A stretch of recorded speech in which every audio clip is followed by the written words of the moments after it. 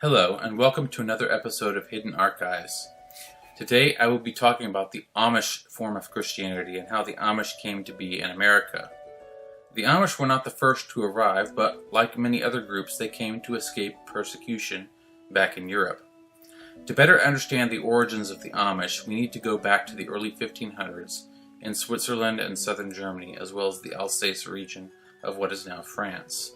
In the early 1520s, Martin Luther broke with Rome after making his famous "Here I Stand" speech in Worms. And quite soon after this, reformer Ulrich Zwingli had started his own separate Protestant movement in Switzerland, often referred to as Reformed or Calvinist. Almost from the start, Zwingli began to become antagonistic toward another group known as the Anabaptists, for their practice of abandoning the tradition of infant baptism and only baptizing those who have made a profession of faith. Many, even among the burgeoning Protestant sects in Europe, looked at the Anabaptists, who claimed to have never been a part of the Roman Church, and said they were instead descended from such groups as the Waldensians and Albigensians, with suspicion. The Anabaptist cause was not helped by the fact that there were some extreme splinter factions within the Anabaptist movement. This included the views of Balthasar Hubmaier, who believed in reincarnation. But more extreme than this was the incident that occurred in Münster, where a large group of Anabaptists seized power there in 1534. They declared the city to be a New Jerusalem and then rampaged through the city, destroying statues and other imagery in the churches and monasteries there while running through the city unclothed, saying they were spreading the naked truth. They were defeated a year later after a siege. The behavior of the Münster Anabaptists was not typical for Anabaptists in general, but their opponents seized on such incidents to make claims that the Anabaptists were possessed by demonic forces or had made pacts with demons, and they were executed en masse not only by the Catholics but by other Protestants. Some, including Balthasar Hubmaier, were executed by being burned to death. This seems to have been the favored method by most Catholics. Others were instead killed by drowning, with opponents of Anabaptists jokingly referring to this as the third baptism. J.S. Hartzler and Daniel Kaufman wrote of this: "An edict was passed in 1526 that anyone who would henceforth rebaptize anyone would be drowned without mercy." Forcing Anabaptists to leap off cliffs to their deaths and sometimes onto sharp implements below has also been attested in some places.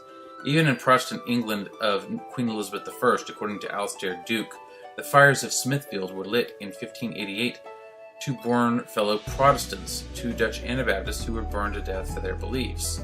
Such persecution, including execution of Anabaptists, continued in England into the reign of King James I. Despite the persecution, Anabaptists persisted. By the middle of the 16th century, one group of them had become known as Mennonites, due to their leader being Menno Simons. Another split off the Mennonites a century later was by a group following Jacob Ammon. The main point of contention for Ammon, according to Dr. William Crowley, was that most Mennonites at this point had stopped the practice of shunning those who had been excommunicated from their fellowship, and he believed this should continue. This more conservative group of Mennonites came to be known as the Amish, and eventually split off completely.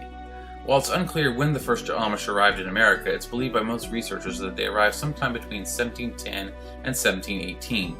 Even from the beginning, the Amish set themselves apart from most other colonists by refusing to participate in government or politics or to serve in any military force. In the first wave of immigration of Amish to America, there were only about 500 Amish, who mostly settled in what is now Berks County, Pennsylvania. Most of those who now classify as Old Order Amish are descended from these initial Amish immigrants.